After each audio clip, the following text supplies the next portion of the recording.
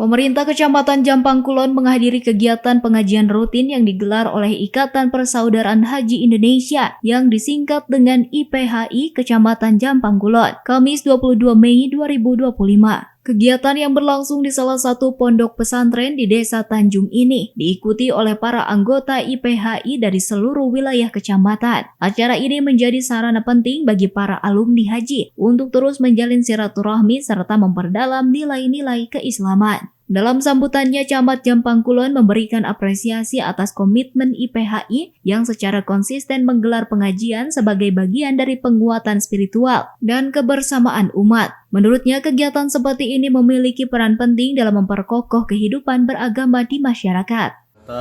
Ikatan Persaudaraan Haji Kecamatan Jampang Kulon yang alhamdulillah di Kecamatan Jampang Kulon setiap 1 bulan sekali melaksanakan kegiatan syariah.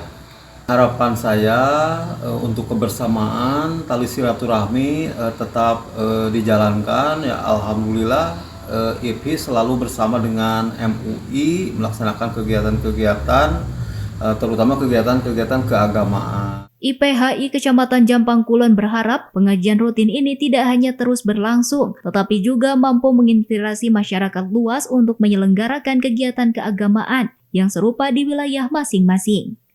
Dari Kecamatan Jampang Kulon, Kabupaten Sukabumi, Indra Sopian, Tim Liputan MGS TV melaporkan.